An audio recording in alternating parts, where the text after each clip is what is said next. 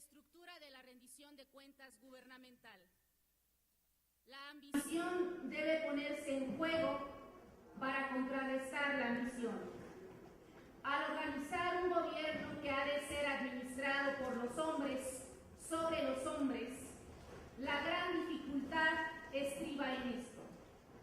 Primeramente, hay que capacitar al gobierno para controlar a los gobernados y luego obligarlo a que se controle a sí mismo. James Madison, el federalista.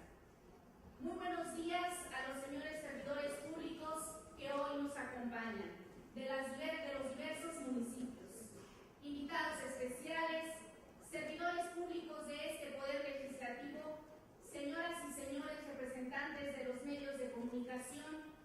La Contraloría del Poder Legislativo del Estado de México les brinda una cordial bienvenida y agradece su participación en la conferencia magistral La estructura de la rendición de cuentas gubernamental, que será dictada por la doctora Alejandra Ríos Cázares. Para dar inicio, damos la bienvenida al diputado Enrique Mendoza Velázquez, presidente de la Comisión de Asuntos Electorales de la 58ª legislatura.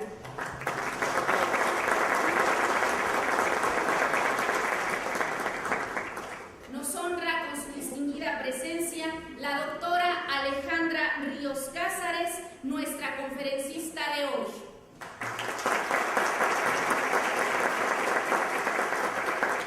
De igual forma se hace presente el maestro Javier Martínez Cruz, vocal ejecutivo del INESLE.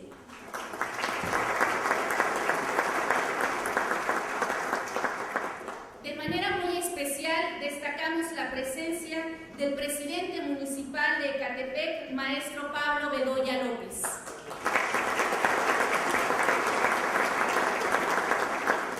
De igual forma del señor presidente municipal de Amatepec, Alfredo Vences Jaimes. Destacamos también la distinguida presencia del presidente municipal de Atenco, Ildefonso Silva Vega.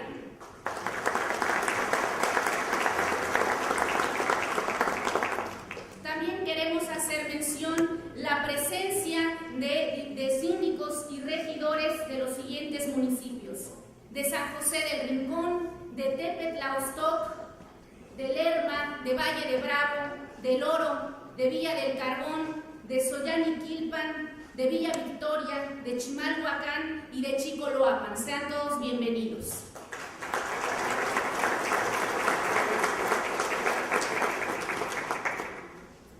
Para comenzar, cedemos el uso de la palabra al diputado Enrique Mendoza Velázquez, quien nos dará un mensaje inicial.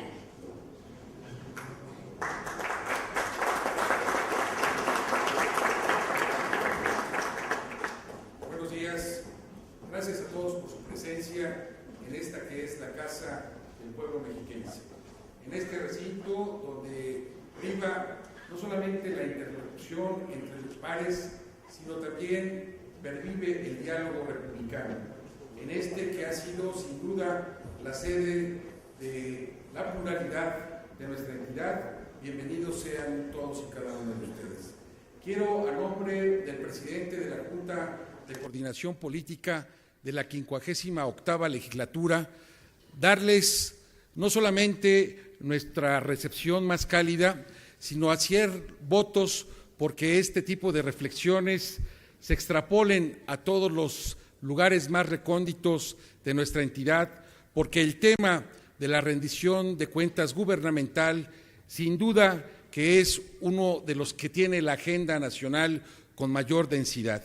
Pero a partir también de las nuevas reformas estructurales que impulsa el Gobierno de la República, será una realidad constante, viva, actuante en cada uno de los municipios y entidades de la República.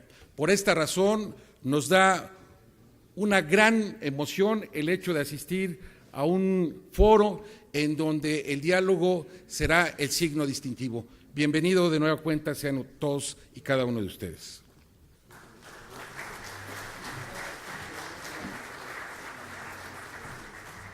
La Le agradecemos, diputado, su amable intervención. Para exponer los motivos de la celebración de este importante evento, así como para dar lectura de la síntesis curricular de nuestra conferencista, cedemos la palabra a quien preside este importante evento, Victorino Barrios Dávalos, Contralor del Poder Legislativo.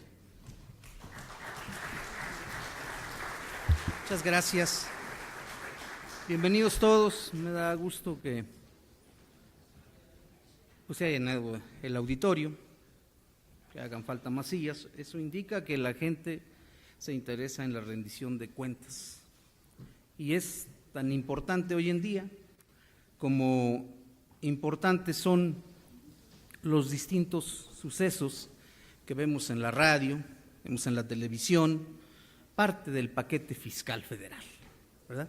Vemos la ley de ingresos hace unas horas con reformas importantes, con modificaciones a la iniciativa que darán lugar a que vayamos pensando también cómo modificar la rendición de cuentas. Hace unos días el órgano superior de fiscalización del Estado de México nos invitó a un evento sobre hacia dónde vamos en la fiscalización en México, rumbo a la fiscalización superior. Y decía yo que es un acierto, porque normalmente en la rendición de cuentas tenemos que adoptar criterios y elementos que se dictan y que después se van acomodando.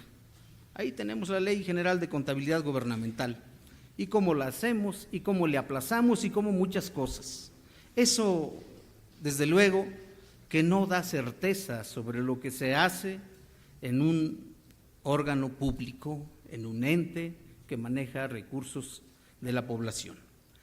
Por otro lado, tenemos un elemento distintivo de este país y que se ha ido modificando, que se ha ido ampliando, que se ha ido haciendo cada vez más sofisticado, y es la corrupción. La corrupción para algunos no sería un elemento importante, pero mientras existan rasgos de hacer mal las cosas, de utilizar mal el dinero, de poner sobreprecios, de asignar obras a los amigos, de contratar a los familiares, de no rendir cuentas cuando termina uno la gestión, bueno, pues da lugar a que después los órganos de control se vuelvan como mercados en donde van y te ofrecen algo a cambio de que no sanciones a tal o cual, de que no sanciones al compadre, de que no sanciones al amigo, de que no sanciones al regidor que tanto me acompañó en el trienio que estuvo, ¿no? Y eso es corrupción. Hay funcionarios y hasta diputados que se vuelven gestores de la corrupción. Van a buscar al contralor a ver cómo le hacemos para que mi regidor no sea sancionado, para que mi síndico no sea sancionado, o sanciónalo rápido porque ya queremos acomodarlo en otro lado y está en el padrón de la gente que no puede trabajar. Señores, durante todo el trienio y desde el momento en que toman protesta, todos los funcionarios que tomamos protesta, prometemos cumplir y hacer cumplir la ley. Y en el cumplir la ley está que cumplas con la presentación de la manifestación de bienes al entrar en mayo y al salir. 60 días tienes. Se te pasan los 60 días y hay quienes confiados dicen, mi diputado me lo arregla. Y ha habido diputados a los que les he tenido que decir, diputado, ¿usted es un gestor de la corrupción? Y se me quedan viendo así como que no pueden creer. Hay que acostumbrarnos a la rendición de cuentas. Eso no es otra cosa más que ser honrado con su trabajo, respetuoso de la norma y por supuesto hay que hacer las cosas bien para que tengas manera de pararte donde quieras.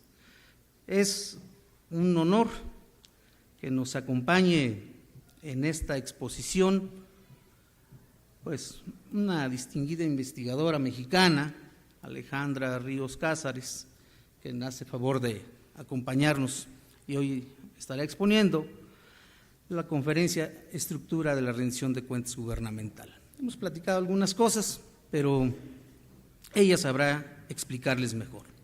Me agrada también, y es importante, la presencia del diputado por Toluca, Enrique Mendoza, que nos hace favor de acompañarnos, muchas gracias, del presidente, quien fuera diputado también en la legislatura pasada, del presidente Pablo Bedoya, y de nuestro compañero del Instituto de Estudios Legislativos, qué bueno que estás con nosotros, Javier Martínez, quien nos hace favor de estar acá. Esto para todos los que estemos en la función pública siempre será un honor tener compañeros como ustedes, comprometidos con el trabajo, con la definición de las acciones y en particular con el buen desempeño del lugar donde estemos, independientemente del lugar que sea. Si estamos en el lugar más humilde, hagámoslo bien. Si estamos en un lugar importante, hagámoslo bien. De cualquier manera, decía Epicuro, para aquel ambicioso, tu cargo siempre será menor. En otras palabras, el que es ambicioso ni con el cargo de su jefe está contento. Así es que vamos entrándole con lo que tengamos que hacer. Le agradezco a la doctora Ríos Cázares, que es profesora del CIDE, doctora en Ciencia Política por la Universidad de California, es miembro del SNI, miembro del Sistema Nacional de Investigadores y miembro externo del Comité Editorial del Instituto Federal de Acceso a la Información Pública y Protección de Datos. Dentro de su experiencia docente, ha sido profesor de asignatura en el Departamento de Ciencia Política de la Universidad de California en San Diego. Tiene actividades profesionales como asesora en la coordinación de asesores de la Oficina del Secretario de la Secretaría de Gobernación, secretaria ejecutiva de la Inter-American Network and Public Administration. Es miembro del Comité de Evaluación de los Programas de Grado Académico y Estudiantes Investigadores, es consultor del PNUD, pues para muchos que lo conocen así, miembro del Comité de Selección para la sección Law, Jurisprudence and Society Program, es dictaminadora de varias revistas, ha escrito varios libros con Guillermo Cejudo, con López Ayón, pues entre otras cosas. No voy a detenerme más, es una mexicana muy preparada que tiene la disposición, y eso sí lo comentamos, la disposición de compartir con nosotros algunos conocimientos para que quienes desempeñamos alguna función en el sector público, pues sepamos que la rendición de cuentas, cuando no lo traemos interiorizado, cuando no traemos dentro la prestación de un servicio público porque nos pagan,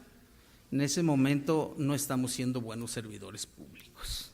Aquel que quiere recuperar lo de la campaña en la primera obra, aquel que quiere recuperar lo que puso en sus actividades diarias del servicio público, pues creo que debiera ir cambiando de profesión. Hace tiempo algún presidente municipal me dijo, ¿y por qué criticas mi salario? Dices que es alto, yo ganaba más en la administración privada. Entonces le dije, bueno, pues váyase a la administración privada, aquí estamos los que queremos hacer las cosas bien. Muchas gracias, bienvenidos, buenos días.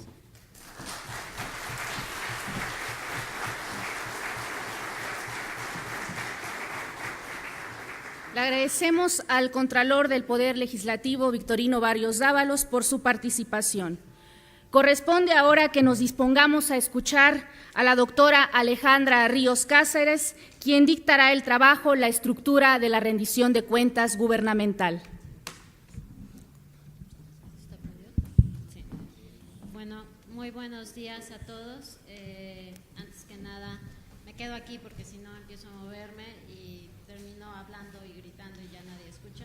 Entonces, antes que nada quiero agradecer el privilegio de esta invitación al Contralor Victorino Barrios, al Congreso del Estado de México, y también de manera particular agradecerles a todos ustedes la presencia. Nunca me imaginé que esto pudiera ser un tema que fuera tan popular, honestamente, y agradecerles a los presidentes municipales que nos acompañan, a los diputados, a los síndicos, a los regidores, a los funcionarios del órgano de fiscalización, el que tengan la gentileza de otorgarme estos 45 minutos que espero que puedan incentivar a una reflexión sobre el tema de la rendición de cuentas.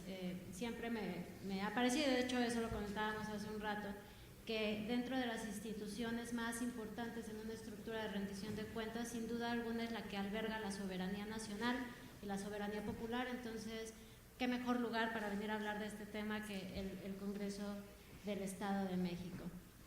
Lo que yo les quiero presentar el día de hoy, espero no se vayan a decepcionar, no son muchos datos. Cuando estaba preparando esta conferencia, estaba reflexionando cómo organizarla, pensaba hacer toda una gama de información sobre las comparaciones de los órganos de fiscalización, las transparencias y demás, pero en realidad es venir a contarles probablemente estudios que ya conocen y que ya saben, y entonces a lo mejor los iba a matar del aburrimiento o los iba a matar del tedio. Y a lo mejor también lo hago, pero por lo menos intenté hacerlo distinto. Lo que me gustaría compartir con ustedes es una reflexión propia, pero también conjunta, grupal, sobre lo que se entiende como la estructura de la rendición de cuentas y donde nosotros, a partir de una serie de investigaciones, de diagnósticos y de análisis, creemos que está uno de los problemas centrales en los distintos niveles de gobierno de la efectiva rendición de cuentas. Por principio, sin lugar a dudas, creo que nadie va a negar que la rendición de cuentas se ha vuelto uno de los temas de debate más intensos de los últimos años. En buena medida, esta centralidad del tema de la rendición de cuentas se afianza a partir de que empieza a darse una mayor competencia y competitividad electoral. Entonces, todas las teorías de ciencia política, todos los que han pasado por ese tipo de carreras saben que están estas grandes hipótesis de que a medida que incrementa la competencia electoral, básicamente los días son más soleados, deja de llover, ¿no? Todas las estructuras gubernamentales funcionan mejor, etc. La pregunta, sin embargo, es si realmente todo esto ha funcionado. Esta es la primera.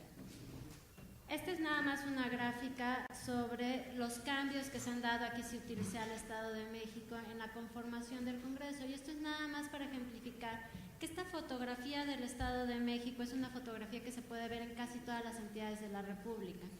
La historia se pone un poquito más interesante cuando lo vemos con estos indicadores.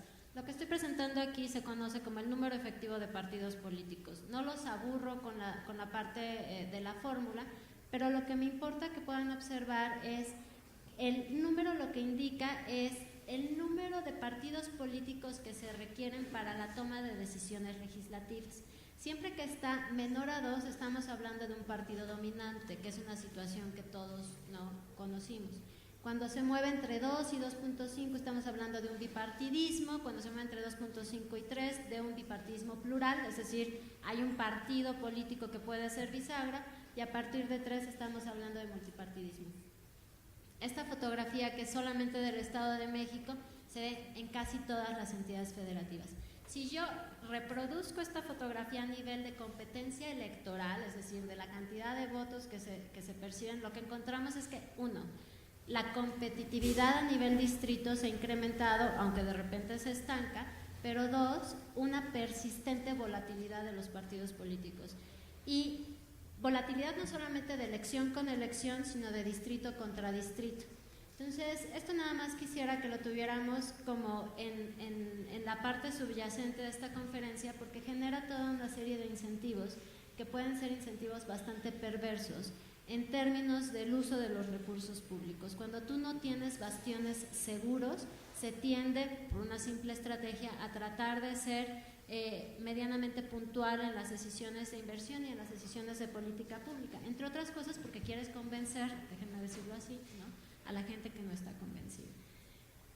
También lo que hemos observado es, bueno, ya dejo, que en teoría, no en teoría, sino a partir de este cambio en la competencia electoral se ha dado un incremento cada vez mayor y a mayor velocidad de las reformas normativas y de las reformas institucionales a todos los niveles de gobierno. Entonces ahora, por ejemplo, tenemos a una Auditoría Superior de la Federación. Todas las entidades, tal vez con excepción del Distrito Federal, tienen un órgano de fiscalización superior. En esta transformación de las contadurías mayores de Hacienda, en todas las entidades ya existe un órgano garante de transparencia. En algunas entidades ya tenemos consejos de evaluación de política social, en otras entidades, de hecho, hemos creado secretarías que ya tienen, redundan en el nombre de rendición de cuentas y transparencia. Estaba revisando, está la Secretaría de Rendición de Cuentas en Coahuila, la Secretaría de Fiscalización y Rendición de Cuentas de Aguascalientes, la Secretaría de Rendición de Cuentas y Transparencia, por ejemplo, de Guanajuato. La pregunta es, ¿qué es lo que ha pasado con todas estas reformas? Bien vistas y vistas de manera individual, todas estas reformas tienen el objetivo de fortalecer la rendición de cuentas. De eso parece ser que no hay duda. Y se han promovido todas estas reformas bajo la lógica de que el fortalecimiento de la rendición de cuentas tiene como contraparte el abatimiento de la corrupción, ¿no? Y también que el fortalecimiento de la rendición de cuentas tiene como contraparte el abatir los gobiernos que son ineficaces e ineficientes. La pregunta, sin embargo, que queda, no solamente a los que investigamos, sino al ciudadano común, es: ¿y ha funcionado? Porque bien visto, las iniciativas de reforma en materia de fiscalización superior y de transparencia fueron iniciativas que se arrastraron desde los años 90, que se materializan efectivamente al inicio de este siglo, pero llevamos 15 años con reformas institucionales y con reformas normativas. Hoy, mientras hablamos y mientras conversamos, se está discutiendo, se está reflexionando sobre transformaciones mayores, como es la creación de la Comisión Anticorrupción. Y lo que es más interesante es que en las entidades federativas se reproduce el debate. Entonces ahora buena parte de las entidades federativas discuten si sería pertinente generar una comisión anticorrupción. El peligro que vemos en toda esta serie de reformas es la lógica que se ha dado detrás de todas estas reformas. Por supuesto, fortalecer a las contadurías mayores de Hacienda para darles una característica de órganos de fiscalización con mandatos muchísimo más precisos fue una decisión correcta. La pregunta es: ¿cómo estamos percibiendo todas estas reformas institucionales y reformas normativas? Lo que tenemos es que la evidencia cotidiana, cuando uno abre el periódico y más en los últimos días, es resultados que nos dicen: levantemos la mano para que quede claro que estas reformas no se están reflejando como nos dijeron que se iba a reflejar. Ejemplo 1, los grandes escándalos en términos del uso de recursos públicos por parte de gobernadores. Tuvimos el caso de Coahuila, tuvimos el caso de Tabasco, está pendiente el de Aguascalientes, acaba de surgir el caso de San Luis Potosí, en un periodo corto que puede manifestar que efectivamente están funcionando los engranes de la rendición de cuentas. Sin embargo, queda la duda de si realmente están funcionando esos engranes. En segundo lugar, el abuso y el uso de la deuda pública, que es, digamos, estoy citando los temas más recurrentes de los últimos tiempos. No solamente por parte de gobiernos estatales, sino también por parte de gobiernos municipales, con justificaciones bastante endebles. Pero les quiero dar un tercer caso de ausencia de rendición de cuentas que es todavía palpable y de hecho doloroso. La ineficacia en la reacción de las consecuencias de los eventos meteorológicos de hace algunas semanas. El problema severo del perfil que tenían los funcionarios de protección civil a nivel municipal, a nivel estatal y a nivel federal. ¿Quién responde por ese tipo de circunstancias? La ineficacia en las promociones de los avisos de protección civil. Entonces, la rendición de cuentas, y esto es lo que quiero dejar en claro, no se restringe al combate de la corrupción. La rendición de cuentas abarca las posibilidades de gobiernos que efectivamente, literal, rindan cuentas sobre las decisiones que toman. Y eso no solamente atañe al uso de presupuestos, atañe a las decisiones de política pública. ¿Por qué se construye un camino aquí y no acá? ¿Por qué el líder de protección civil o el representante de protección civil resulta que era veterinario y no la capacitación que debió de haber tenido de protección civil? ¿Por qué se hicieron los anuncios en estrados si tenía que ser un anuncio a toda la estado? Necesitamos y demandamos una justificación y una explicación de las decisiones que se toman o que no se toman por parte de los gobiernos en todos sus niveles. Regresando al tema de los fenómenos meteorológicos, hace aproximadamente unos 5 meses, mayo yo creo que ha de haber sido, estaba en Chile y probablemente esto habla muy mal de mí, pero estaba viendo las noticias del canal legislativo y lo que estaban mostrando era el juicio que se estaba haciendo a los funcionarios del gobierno municipal chileno, no recuerdo exactamente cuál era, por su reacción ante la alerta de tsunami. Los estaban vinculando a proceso, es todo lo que quiero decir. Entonces, una mala decisión que no tiene ninguna justificación y tampoco una explicación sólida, implicaba una responsabilidad de parte de los servidores públicos. A mí, sin necesidad de hacer un llamado a que haya sangre, ¿no? Pero me gustaría ver una muy buena explicación de las responsabilidades del fenómeno meteorológico. No se puede prever el fenómeno meteorológico, pero se puede prevenir los efectos del fenómeno meteorológico. Conversaba también hace un rato sobre las distribuciones de los fondos, y ya con esto cierro el ejemplo. Uno de los fondos federales que alimenta Protección Civil, su incremento en términos presupuestales en los últimos años ha sido básicamente inercial, casi reflejo de la inflación. El fondo para el FONDEN, el de reflejo de desastres, ha tenido un incremento exponencial. ¿Cuáles son los criterios que utilizan para determinar la asignación de los fondos? ¿No sería mejor invertir en protección y en prevención que invertir en resolución de desastres, con los gravísimos problemas que implica en materia de fiscalización, el seguimiento del uso de los recursos de reconstrucción, porque tenemos que actuar urgente, entonces seguramente se toman malas decisiones? Esta decisión de asignación de recursos y de fondos también exige rendición de cuentas. ¿Por qué se asigna así? Entonces, con este ejemplo lo que quiero dejar en claro es que no solamente atañe a corrupción, atañe a eficiencia y eficacia. Y es una responsabilidad de los gobiernos medianamente ser claros en este tipo de situaciones. Ahora, me gustaría ofrecerles lo que nosotros argumentamos son las causas del problema de la ausencia de la rendición de cuentas. Pero antes de hacer eso, voy a hacer un pequeño paréntesis teórico que espero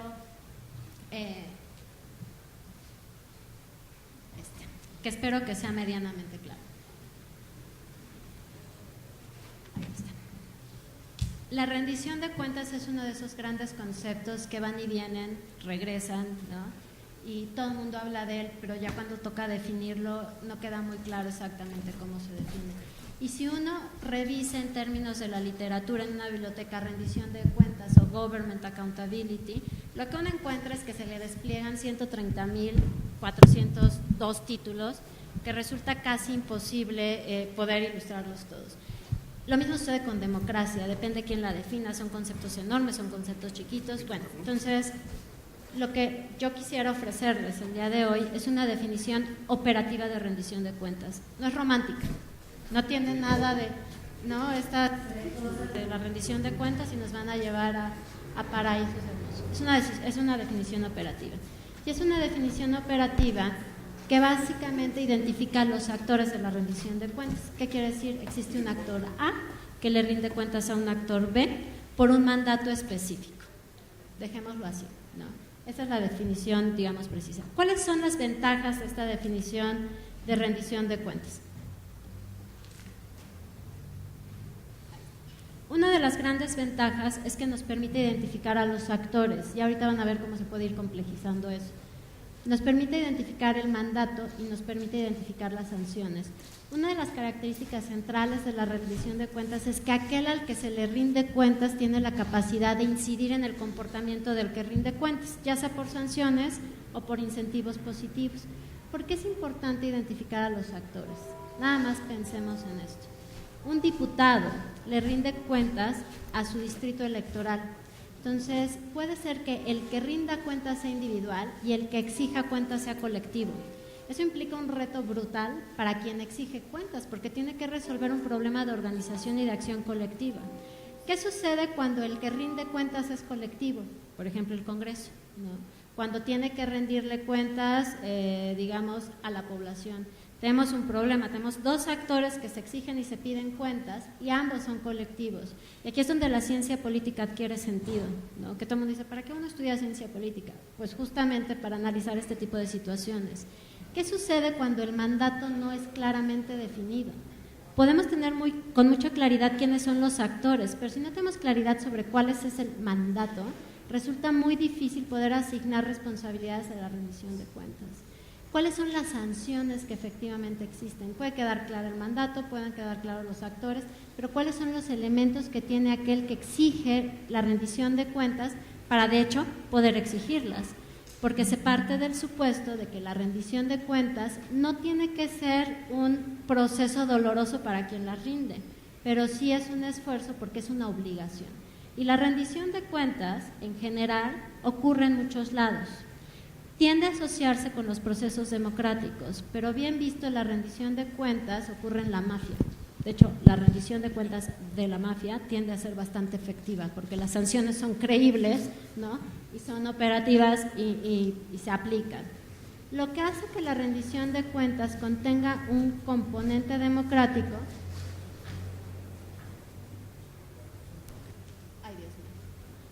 es esto, que el mandato está enfocado al ciudadano, y ese es el componente democrático que debe existir en la rendición de cuentas. Entonces, cuando uno está estudiando el diseño institucional de aquellas organizaciones gubernamentales o las responsabilidades de las organizaciones gubernamentales, las preguntas que hay detrás cuando se hace en términos de rendición de cuentas es, ¿este actor rinde cuentas o las está exigiendo? Si las exige, ¿cuáles son sus capacidades de incidir en el comportamiento de quien las tiene que entregar? Si es el que las tiene que entregar, ¿tiene la capacidad de hacerlo o no tiene la capacidad de hacerlo? Tercero, ¿es claro o no es claro el mandato por el cual se están rindiendo cuentas? Porque ese usualmente es el problema, no es claro el mandato. Y el último es si el mandato efectivamente corresponde o tiene un componente democrático, que sería un componente ciudadano. Ahora, son 2 diapositivas más de cuestiones teóricas y paso a otra cosa. ¿Qué pasa en los regímenes presidenciales? Y por eso es importante verlo. Lo que pasa en todas las democracias es que el electorado le delega a los representantes la función de justamente eso, representarlos y tomar las decisiones que se deben de tener. En los regímenes presidenciales, que es una de las características distintivas, se divide la legitimidad de los poderes de gobierno entre el poder ejecutivo y el poder legislativo. Esta es una primera delegación y una primera relación de rendición de cuentas. El poder ejecutivo tiende a conformarse y apoyarse por un cuerpo burocrático. Entonces, de la Secretaría A o de la Secretaría B se vuelve a generar otra rendición de cuentas, que en última instancia, si siguen las flechas, lo que hace la Secretaría A tiene que rendirle cuentas al electorado y a la ciudadanía.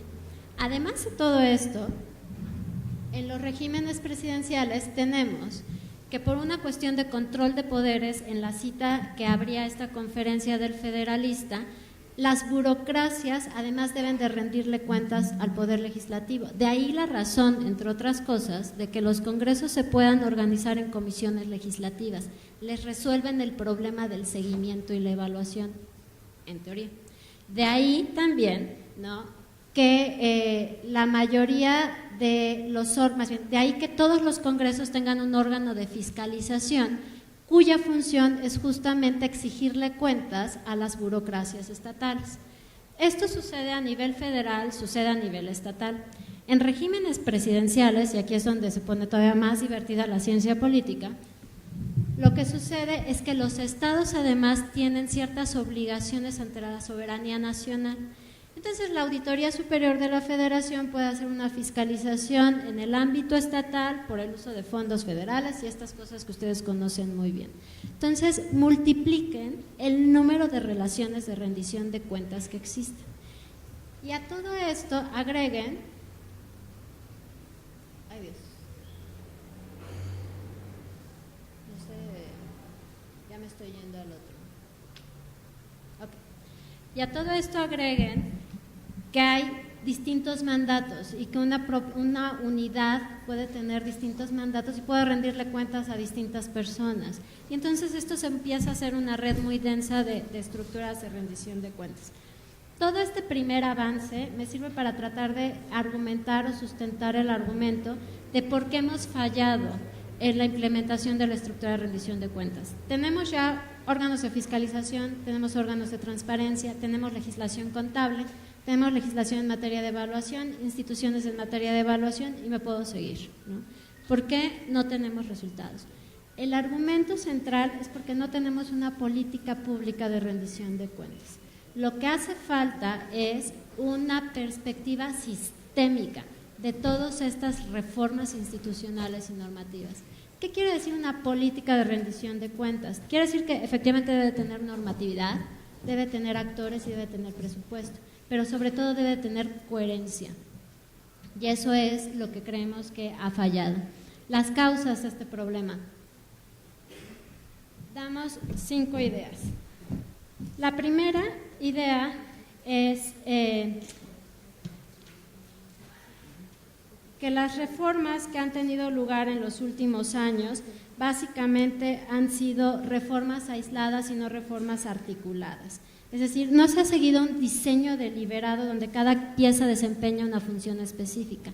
Bien vistas y bien analizadas las historias legislativas de las reformas normativas e institucionales, más responden a reacciones coyunturales que a una lógica estratégica de generar un sistema de rendición de cuentas. Y no hay que irnos muy lejos. ¿Cuándo empiezan las transformaciones de los órganos de fiscalización superior? ¿Cuándo empiezan las transformaciones de los órganos, a la creación de los órganos de transparencia? ¿Cuándo etcétera, etcétera? Entonces, más bien son respuestas coyunturales que van en la dirección correcta, pero van en sentidos dispersos. Y esto ha sido un problema importante, porque al generar reformas que tienen una lógica propia, en última instancia pueden generar instituciones que terminan estorbándose o instituciones que terminan pisándose la jurisdicción, por decirlo con claridad. Entonces, el problema al final es la inefectividad total y absoluta de la rendición de cuentas. Y aquí viene al cuento uno de los ejemplos, retomando una analogía que se hacía de Brasil, donde las investigaciones, por ejemplo, en caso de corrupción, las podía llevar a cabo el Ministerio Público, que tiene autonomía constitucional, la Secretaría, digamos, de Seguridad Pública, y también tenían capacidad de investigación las comisiones especiales de investigación de la Cámara de Diputados. Y la conclusión del análisis es, aquí todo el mundo investiga. Y al que todo el mundo investigue, lo único que está sucediendo es que se están estorbando mutuamente en sus distintas responsabilidades. Y esto es un problema, porque en un sistema presidencial y federal, lo que se requiere es una articulación explícita de los objetivos, los procesos, las metas, no solamente de las legislaciones, sino también de las instituciones encargadas de la rendición de cuentas. La segunda causa que propongo como reflexión es que las recientes reformas efectivamente han asignado nuevas responsabilidades a instituciones ya existentes o han generado nuevas instituciones, pero no se ha dado una estrategia deliberada de fortalecimiento institucional. Y esto es como crear mandatos sin fundamento o sin capacidad de implementación real y empírica. ¿Cuántos? Y esto es la reflexión general. Las capacidades técnicas de los órganos de fiscalización superior, por ejemplo, no son equivalentes, son bastante heterogéneas. Las capacidades técnicas de los órganos garantes de transparencia son increíblemente heterogéneas. Las características de las secretarías equivalentes a función pública también son bastante heterogéneas. Se crean instituciones sin necesariamente proveer a estas instituciones de las capacidades técnicas y con los recursos suficientes para poder llevar a cabo sus actividades. Y esto no se restringe a si tienen computadoras, sillas o papel. Se avala también y habla también de la capacidad de sanción que puedan tener. Entonces, nosotros podemos crear un órgano de transparencia cuyas resoluciones son absolutamente inatacables, pero no tiene capacidad de sanción al servidor público que no entrega la información, porque sucede que esa sanción se la delega al órgano interno de control de la dependencia, en donde están completamente desvinculados, y él puede básicamente detener la sanción el funcionario se puede amparar contra esa sanción y total que el órgano de transparencia quedó por allá arrinconado sin tener habilidad de poder sancionar. No se trata, y en este sentido es importantísimo el punto, de que a cada institución le otorguemos dientes. No se trata de que el órgano de fiscalización tenga que sancionar directamente, o el órgano de transparencia o los consejos de evaluación. Se trata de la ortodoncia, dirían, ¿no?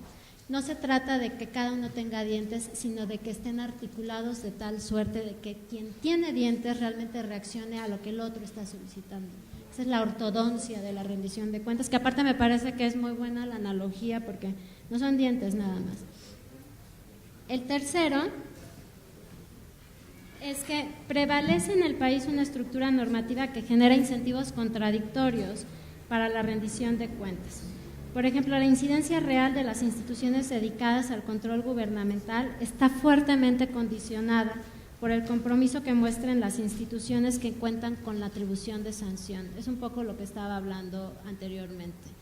Resulta muy complicado pensar que puede funcionar muy bien un sistema de rendición de cuentas donde las instituciones que identifican los problemas tienen que solicitar la sanción al mismo cuerpo donde se identificaron los problemas. Y aquí sí valdría la pena reflexionar de manera seria la importancia de otorgarle que todos los tribunales administrativos se movieran al Poder Judicial para realmente poder ejercitar lo que es un efectivo contrapeso y control de poderes. Resulta también muy frustrante.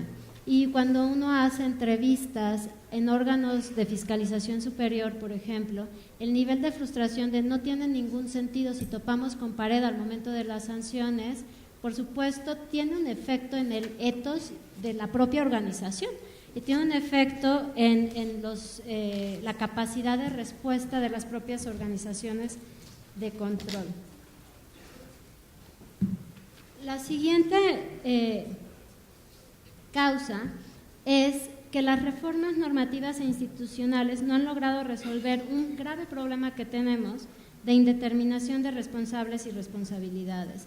Nuevamente, en ocasiones se dispersa tanto la responsabilidad que no sabemos a quién vamos a asignar responsabilidades. Discutíamos hace un momento problemas de deuda pública a nivel municipal, independientemente de cómo a lo mejor comete un error en términos del Estado de México, pero la deuda municipal, por ejemplo, se aprueba en cabildo.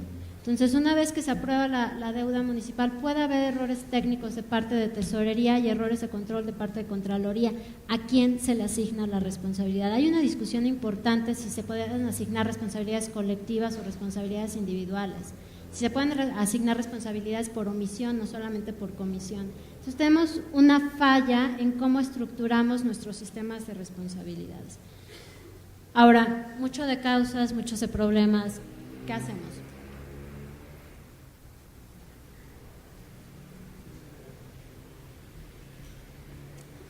Esa es la otra. Cuando los congresos son los que participan en la aprobación de los niveles de deuda municipal, tenemos un grave problema de responsabilidad conjunta, ¿no? Y hasta donde tengo, no soy abogada, pero hasta donde tengo entendido hay una cosa ahí en latín que dice que la ignorancia de la ley no se puede apelar a favor de uno. Entonces, exacto.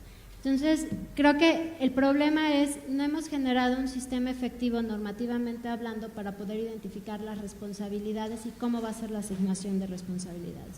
Ahora, ¿cuál es la propuesta de qué es lo que se tiene que hacer? Esto va muy rápido, pero está bien. Primero es recuperar lo que es los verbos rectores de la rendición de cuentas. Recuerden que la rendición de cuentas es cuando A informa, explica y justifica A de sus acciones. Tenemos 3 verbos rectores. Necesitamos que quien rinda cuentas nos informe, de ahí la necesidad y la importancia de la transparencia gubernamental. Necesitamos que nos justifique y que nos explique. De ahí la importancia de los procesos de evaluación de políticas públicas. ¿Por qué continuar con una política pública que no ha demostrado impacto?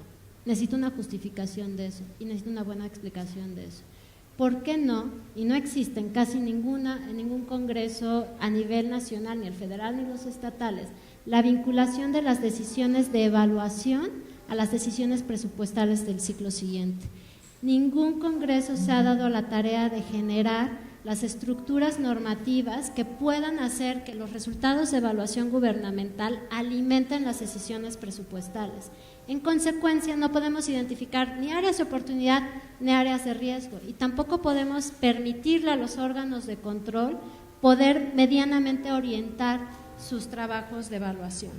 Necesitamos contrapesos institucionales efectivamente vinculados con la ciudadanía en general, y este es un llamado particular. La rendición de cuentas gubernamental se entiende como si fuera un todo amorfo. No, hay rendición de cuentas gubernamental, un poco apelando a lo que decía el Contralor Barrios, del Congreso del Estado, del Congreso Federal. Hay rendición de cuentas de cada una de las dependencias, hay rendición de cuentas del Poder Ejecutivo, hay rendición de cuentas del Poder Municipal y de los gobiernos municipales. Y en este sentido, cada uno de estos poderes tiene que informar, tiene que explicar y tiene que justificar. Hay problemas severísimos en materia de transparencia a nivel municipal, en ocasiones por cuestión de capacidades, pero en otras por una abierta indolencia a los procesos de acceso a la información. Eso implica también, no sé si me estoy brincando, si ya me desordené, pero eso implica también el ajuste de los procesos y las rutinas cotidianas. El acceso a la información no puede darse si no hay información. Entonces, tener una unidad de enlace sin prestar atención y ser serios en la gestión de los archivos gubernamentales es básicamente una falacia. Entonces, incorporar a las rutinas de gestión cotidiana los procesos de informar, explicar y justificar sería un primer paso, y creo que la normatividad invita a que se haga. No necesitamos reformas grandilocuentes, necesitamos reformas a los procesos internos. Parafraseando a Mauricio Merino, estaríamos hablando de la fontanería de la rendición de cuentas, ¿no? Cómo se registran las carátulas de los documentos, cómo se registran los expedientes, cuáles son los procesos en el que el presidente municipal sale a explicar una obra o no sale a explicar una obra, cuáles son los procesos de información de los propios diputados, cuáles son los procesos de información de los gobiernos estatales. Necesitamos instituciones con responsabilidades claramente definidas y con la capacidad para llevarlas a cabo. Les doy un ejemplo que no tiene nada que ver con las instituciones usualmente relacionadas con la rendición de cuentas. Se han generado en todas las entidades gubernamentales institutos estatales de la mujer, en todas. Y en casi todas las entidades gubernamentales se le otorga a los institutos estatales el mandato de transversalizar la perspectiva de género, que en palabras llanas quiere decir que cada decisión de política pública incluya, ¿no?, una perspectiva de género, cómo resolver la desigualdad entre los géneros. Y a mí me parece que esto es un mandato que obliga y que demanda que esos institutos estatales tengan una jerarquía burocrática que puede incidir en toda la administración pública. No va a suceder si es un órgano desconcentrado de la Secretaría de Gobernación. No va a suceder si es un órgano descentralizado, un organismo descentralizado de la Secretaría de Desarrollo Social. No va a suceder si su personal es básicamente 10 personas que tienen que dedicar la vida a atención a mujeres víctimas de violencia. Entonces, si vamos a generar instituciones, tenemos que generar responsabilidades acordes. Si no, básicamente es un acto de falta de ética de todos aquellos que se aprueban las normatividades que generan estas instituciones, que terminan haciendo o ejerciendo los mandatos de una manera absoluta y totalmente limitada. Y entonces, ¿qué es lo que sucede con la famosísima transversalización de género? Nunca va a ocurrir, porque a quien le delegan esta responsabilidad sucede que no tiene las capacidades técnicas para llevarlo a cabo. ¿Los podemos acusar a los institutos estatales de la mujer? Probablemente, pero también me parece que hay que acusar a aquellos que generaron institutos estatales con tan pocas capacidades técnicas. Y cierro con el último punto.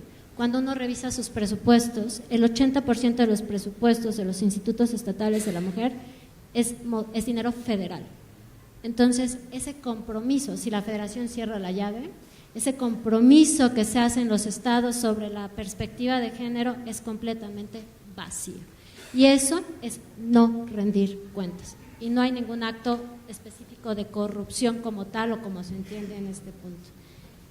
Un último punto es la armonía en las instituciones involucradas, que es un poco esto que hablaba de la necesidad de articular de mejor manera las correspondencias entre los mecanismos de rendición de cuentas de distintas instituciones y sin lugar a duda el último, que en estos momentos genera muchísimo debate y creo que con justa razón. ¿Cómo hacemos corresponsables y correspondientes estas estructuras de rendición de cuentas a nivel federal y a nivel de los estados? bromaba hace rato de que en fechas próximas vamos a tener una ley general del federalismo. Seguro sí, ¿no? Porque lo que estamos haciendo y la tendencia que parece ser que se sigue es generar legislaciones que cada vez más centralizan los mecanismos de control. ¿Ese es el camino que queremos seguir? ¿Cómo vamos a defender en los estados, todos los que creemos firmemente en el federalismo, la necesidad de la autonomía de los estados si los sistemas de rendición de cuentas a nivel estatal no funcionan y si las reformas que se están implementando son básicamente reformas reactivas? Necesitamos, en este sentido es un llamado a las entidades federativas, que se proponga de una manera completamente autónoma, inventiva, innovadora, cómo poder hacer que esta estructura de rendición de cuentas que están multiplicando y que están replicando realmente se articule. Porque si no, lo que va a suceder es que esa Comisión Nacional Anticorrupción puede peinar hasta el nivel municipal, ¿no? Ya tenemos Ley General de Contabilidad, se está discutiendo el Instituto Nacional de Elecciones. Ya es hora de que los estados fortalezcan sus estructuras de rendición de cuentas, porque si no, este federalismo va a seguir siendo el federalismo que es un federalismo muy débil. Las entidades necesitan fortalecerse, pero eso adquiere una responsabilidad importante y esa responsabilidad en buena medida es fortalecer la estructura de rendición de cuentas que tienen. Y me parece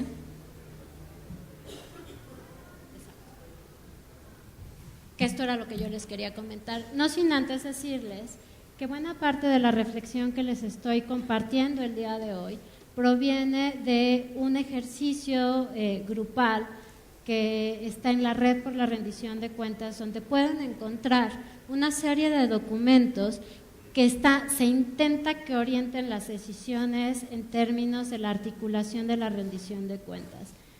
Obviamente no es la última palabra, pero son invitaciones a la reflexión, porque sí nos parece, y esto creo que no tiene mucho debate, tiene muy poca discusión, que el fortalecimiento de la democracia, la rendición de cuentas y la efectividad gubernamental en este país empieza desde lo local, desde las presidencias municipales pasando por los estados. Y si mucho me apuran, una de las instituciones claves, fundamentales en la estructura de rendición de cuentas gubernamental de este tipo de regímenes es el Congreso.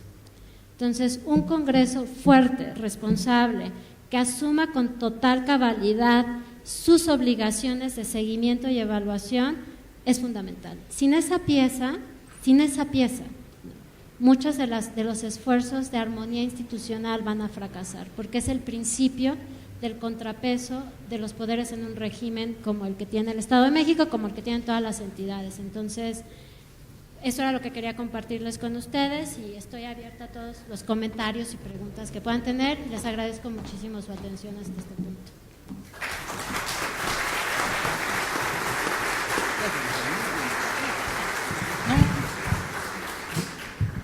Agradecemos a la doctora Ríos Cázares por su valiosa intervención. Y antes de continuar y dar paso a la sesión de preguntas y respuestas, destacamos la valiosa presencia del diputado local Enrique Mazzuti Delgado, bienvenido diputado, también del diputado Juan Manuel Gutiérrez Martínez y del diputado Narciso Hinojosa Molina.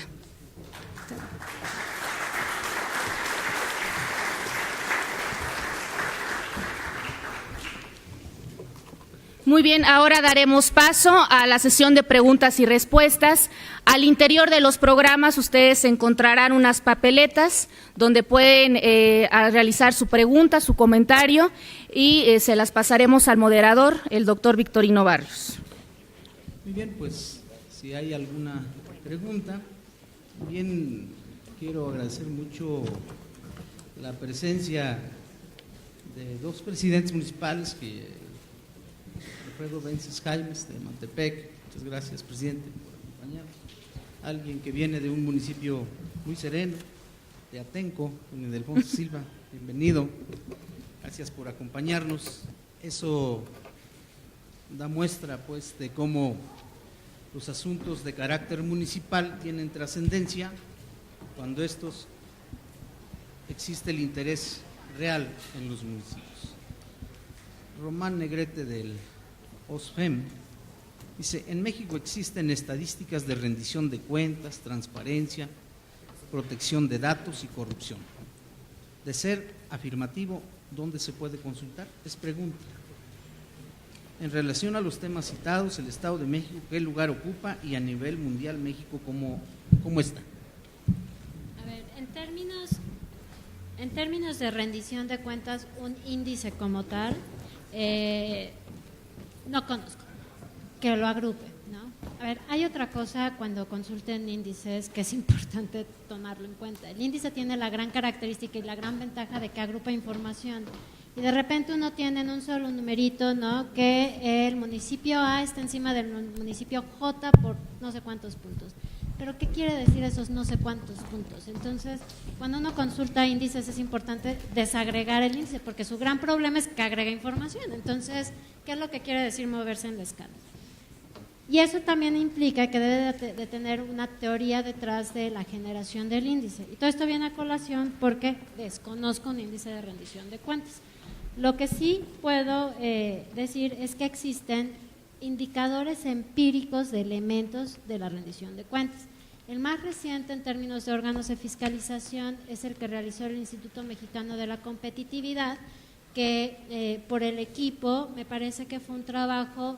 Es muy arduo poder aglutinar en un solo elemento la heterogeneidad de este país, aparte hasta doloroso resulta en ocasiones hacerlo así, pero el trabajo del IMCO me parece que está muy bien explicado. Entonces, ese trabajo se puede consultar en la página del IMCO, que ha de ser como www.imco.com.mx. En términos de transparencia, voy a hacer un comercial, ¿no? Lo siento. El CIDE hizo un estudio muy amplio de transparencia en todas las entidades federativas y en la República, que se llama Métrica de la Transparencia 2010. Lo que se hizo fue abarcar no solamente poder ejecutivo, sino también poder legislativo y poder judicial en las dimensiones normativa, institucional, órganos garantes. Hicimos un ejercicio de usuario simulado. Estamos empezando el siguiente análisis de la métrica. Ese informe está disponible en métricadetransparencia.cide.edu. Estamos justamente iniciando el análisis de la métrica de transparencia 2014, que va a tener una modalidad específica. Estamos tratando de incluir también una evaluación de sujetos obligados y ya con eso podemos tener una perspectiva más amplia. De transparencia, Fundar ha hecho un análisis de la normatividad en materia de transparencia sobre la progresividad de la normatividad. En protección de datos, me parece que solamente el IFAI. Corrupción, el más famoso es el que hace Transparencia Mexicana, pero Transparencia Mexicana tiene un pequeño detalle, que es que analiza corrupción de trámites federales en las entidades. Entonces, es muy difícil discernir qué corresponde a las entidades. Necesitamos un buen análisis empírico de corrupción a nivel de las entidades. México, en términos a nivel mundial, este problema de rendición de cuentas que estoy comentando no es particular del país. De hecho, es muy particular de los regímenes presidenciales, porque la concatenación de relaciones de rendición de cuentas es demasiado complejo. Les doy ejemplos. El Salvador o Nicaragua, cualquiera de esos dos países, no lo recuerdo con precisión, uno puede acudir hasta la Suprema Corte de Justicia a hacer los recursos de revisión en materia de transparencia, que puede sonar muy buena idea, pero es pésima idea, porque la Suprema Corte de Justicia va a resolver como 7 años. Entonces, la idea de que tiene que ser expedito el acceso a la información se revienta. Entonces, México en términos de acceso a la información es un ejemplo a seguir, por mucho que nuestros sistemas de transparencia dejen mucho que desear, pero es un tema a seguir. En términos de la Auditoría Superior de la Federación, México se ha afianzado también en América Latina como una de las instituciones más sólidas al respecto. En términos de control de corrupción y control interno, ahí sí México está como el resto de América Latina, porque ha sido un vaivén importante entre contralorías, comisiones, secretarías, ¿no? Y un ejemplo muy claro de eso es lo que sucede actualmente. El problema no es que hayan desaparecido a la Secretaría de la Función Pública, el problema es que quién está tomando las riendas al respecto. Y en este vacío legal lo que tenemos es una indeterminación amplísima, porque ni se aprueba la Comisión Anticorrupción y ni se aprueban sus esferas de acción, ni se permite que Función Pública actúe como siempre había actuado. El Estado de México, ¿cómo está? No tengo los datos aquí, entonces probablemente pueda cometer un tremendo error si digo una cosa incorrecta. Entonces déjenme decirlo de manera general. El Estado de México no está, ¿no?, entre las situaciones, en todos estos indicadores que estoy mencionando, entre los peores lugares. Ahí no está el Estado de México, pero tampoco está entre los mejores lugares. Entonces, no hay mucho tal vez no hay que alarmarse muchísimo, pero tampoco hay mucho que festejar. Y creo que lo que sucede en las entidades federativas es que hay entidades que están muy bien en unos ámbitos y muy mal en otros y al revés. Entonces, lo que es importante es afianzar todas las patas de la mesa de la rendición de cuentas. Una segunda participación. Primero le felicita por la conferencia, Pablo Zárate de la Contraloría. Dice, ¿cómo aplicaríamos su propuesta en México, donde sabemos que la corrupción es muy alta y que las leyes están hechas a la medida del gobierno? ¿Cabe crear un tribunal de cuentas autónomo como se hace en otros países? Una de las propuestas para poder hacer esta articulación de la rendición de cuentas viene desde la planeación de las políticas públicas. Y a ver si me explico, esta es una responsabilidad no solamente del Poder Ejecutivo, sino también del Poder Legislativo. Si se va a generar un nuevo programa de apoyo social, ese nuevo programa tiene que venir desde su planeación con los requerimientos indispensables de información para poder proceder a su evaluación. Ese programa debe de venir desde su planeación con una propuesta de indicadores para poder evaluar si efectivamente está resolviendo el problema que pretendía resolver. Estas dos cosas tan sencillas no existen. ¿Qué sucedería si hacemos esta especie, le hemos llamado paquetes evaluativos, ¿no?, que cuando uno genera una política pública pueda vislumbrar cuáles son los elementos que se van a requerir para su evaluación? Todo lo que se articula. Se articula el sistema de gestión de archivos e información, en consecuencia el de transparencia. Se articula el sistema de evaluación, orienta a los organismos de fiscalización, orienta al Congreso también en la evaluación. Entonces, una manera de implementarlo es poder incorporar desde la planeación de las políticas públicas la articulación de los distintos ejes de gestión. Y eso solo se logra si se incorporan desde antes los indicadores de qué es lo que se esperaría obtener. Y eso ya implica un esfuerzo importante. ¿Por qué? ¿No? Implica explicar y justificar por qué esa política pública y no otra. Esa sería una medida, digamos, de cuentas. Por principio, su conformación tiene 3 nominaciones. Por un lado está el Poder Ejecutivo, nomina; por otro lado está el Poder Legislativo, nomina; y por otro lado está el Colegio de Contadores, para ponerlo sencillo, que nomina. Entonces, no solamente es colegiado, sino además es plural. No estoy segura de que lográramos hacer una cosa así en México, y aparte tiene unas ciertas características distintas en términos de su operación. Yo creo que sea unipersonal no es el problema es que sea efectivo, y para que sea efectivo nuevamente creo que se tiene que articular de otra manera. Muy bien, una tercera participación, Villa del Carbón, Arturo Alcántara. Nos dice, doctora, si las entidades federativas están obligadas a la rendición de cuentas, ¿por qué en unos estados sí aplica la sanción y en otros sigue la corrupción? Pues yo creo que en todos sigue la corrupción, ¿no? ¿En cuáles aplica la sanción? Si esto se refiere a la manifestación que se ha hecho pública de las malversaciones de fondos, la pregunta es si ha habido realmente sanciones administrativas, penales, ¿no?, o resarcitorias, o si simplemente han sido sanciones públicas.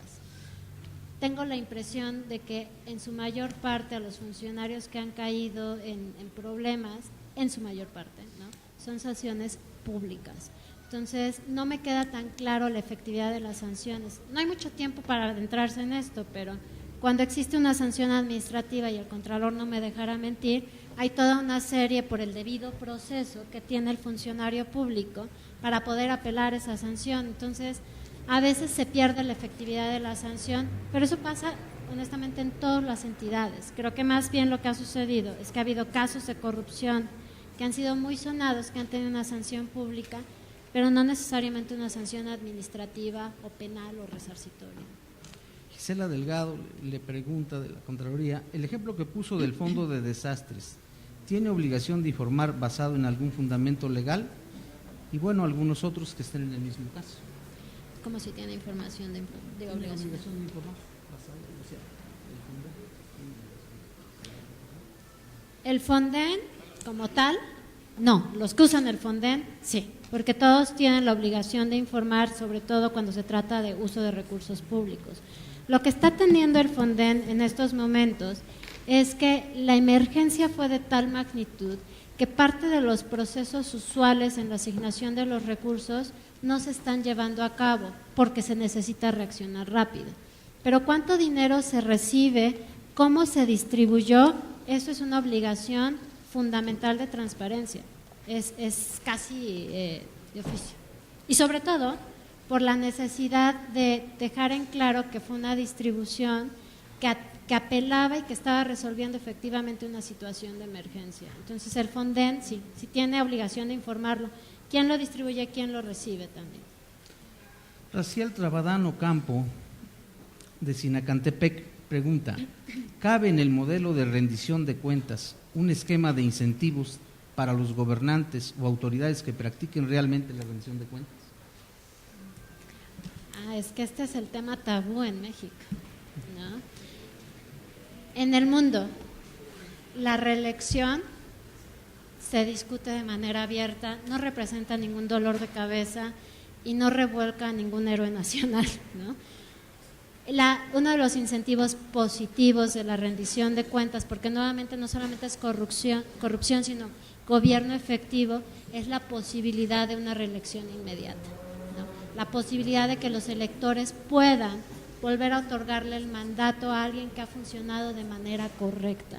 Y creo, eso sí, que hay límites a la reelección. No siempre es reelección ilimitada por el tiempo indefinido, sino hay mandatos o periodos de reelección limitada. Por ejemplo, en Estados Unidos la reelección era ilimitada a nivel estatal de los legisladores estatales. Hubo un movimiento ciudadano para decir tampoco es para tanto.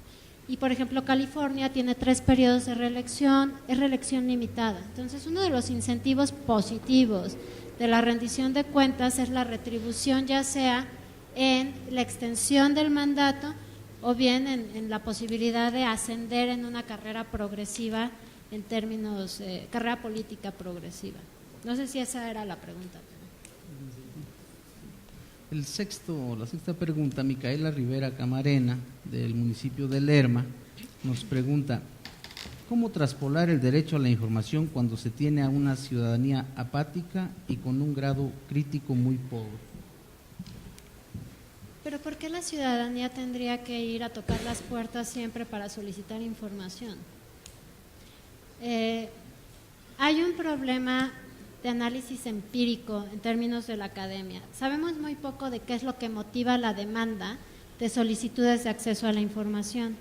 Lo que sabemos son los costos que impone solicitar información y por eso el movimiento es, entonces no esperemos a que se solicite, que sean situaciones extraordinarias aquellas en las que se solicite. Bien pensado, una solicitud de información debería de ser una situación extraordinaria, porque la información relevante para el ciudadano debería de estar siempre publicada. Y debería de estar no solamente publicada. Si a mí me suben un informe de cuenta pública con un lenguaje increíblemente técnico, es como si me lo subieran en chino. Entonces, no solamente tiene que estar publicada, sino tiene que estar publicada en un lenguaje ciudadano. Lo que hizo el gobierno federal, o lo que ha estado haciendo el gobierno federal, por ejemplo, es la publicación del presupuesto en lenguaje ciudadano. Ese tipo de cosas facilitan al ciudadano entender las decisiones de gobierno. Entonces, la ciudadanía no necesariamente es que sea apática, es que no le hemos dado razones para que se interese de manera fehaciente. Y la segunda es que la ciudadanía, como nosotros, ¿no?, tiene hijos, tiene casa, tiene que ir a trabajar, entonces acude a solicitar información cuando más se necesita. Por eso, los que usuarios de acceso a la información más recurrentes son periodistas, académicos y estudiantes. No. Y de ahí en fuera, a nivel municipal, en su mayor parte es sobre trámites. Entonces, no creo que sea una apatía, sino que nos hemos ganado la apatía de la ciudadanía porque no se han mostrado resultados. Y la segunda es que no nos tienen que pedir, se lo tenemos que ofrecer. Y entre más proactivos seamos en eso, mejor.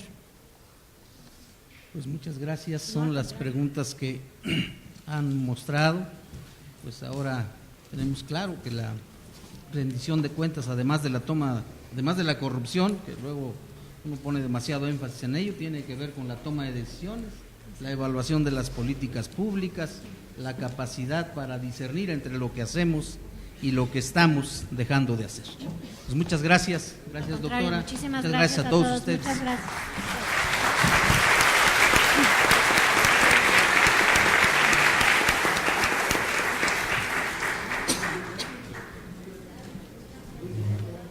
Para ir cerrando el evento, solicitamos al maestro Javier Martínez Cruz nos haga favor de entregar, a nombre de la Contraloría del Poder Legislativo, así como de la 58ª legislatura, un sentido reconocimiento por su valiosa participación como conferencista magistral.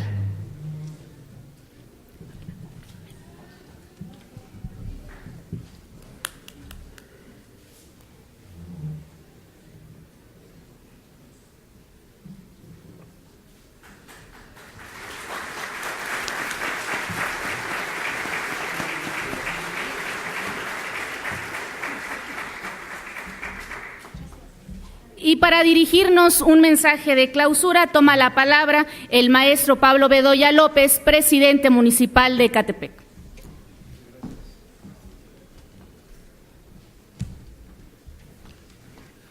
Muchas gracias, buenas tardes a todas, a todos ustedes. Es un placer estar en mi casa, he tenido la oportunidad de ser en 2 ocasiones diputado local por Ecatepec. Me siento sumamente emocionado por esta extraordinaria conferencia magistral de la doctora Alejandra Ríos, que la felicito, no únicamente por su capacidad, sino además por los conceptos originales que nos ha estado dando a conocer. Esta extraordinaria conferencia sobre la estructura de la rendición de cuentas gubernamental, yo creo que nos atañe a todos, y en lo particular le comentaba yo al doctor Victorino Barrios Dávalos, nuestro contralor de la legislatura, en varias ocasiones que he tenido la oportunidad de platicar con él, que luego en los ayuntamientos tenemos a lo mejor una sobresaturación de rendición de cuentas, doctor, porque tenemos por un lado la Auditoría Superior de la Federación que nos llega con oficios y nos tiene ahí meses en la verificación de la perspectiva federal de presupuestos, luego nos llega el órgano superior de fiscalización, luego la Contraloría Municipal, luego la Unidad de Transparencia, y luego nos hace el favor usted también de visitarnos, maestro.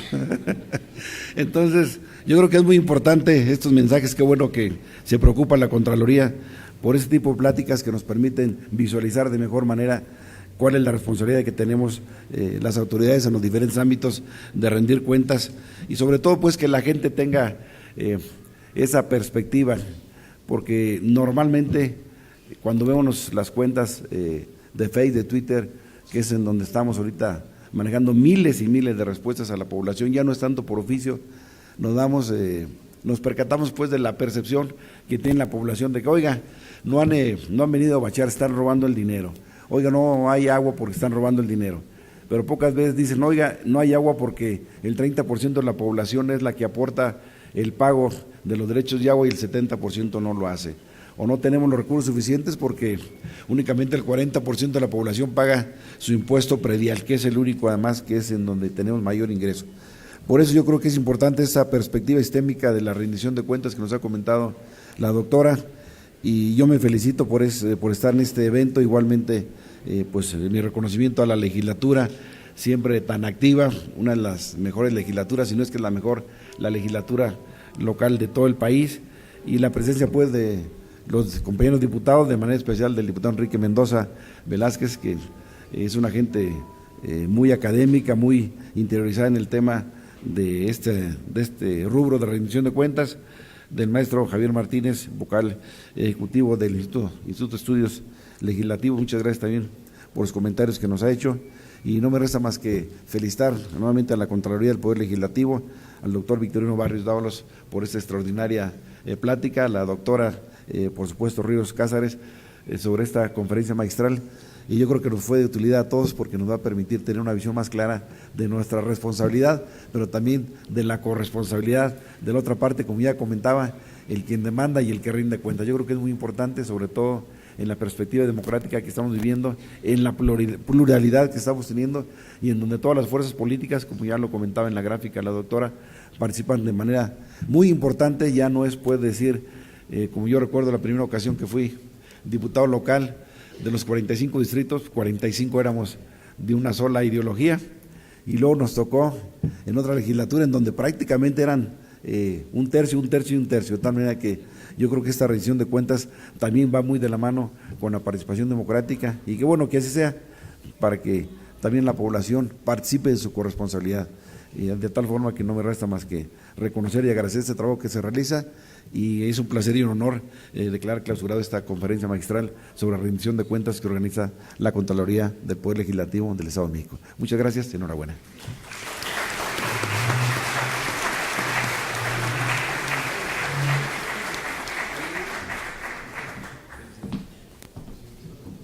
Concluye de esta forma este importante evento y agradecemos la valiosa presencia de cada uno de ustedes y les informamos que en la entrada de este salón ustedes podrán encontrar y adquirir libros que edita el CIDE. Muchas gracias, que tengan feliz tarde.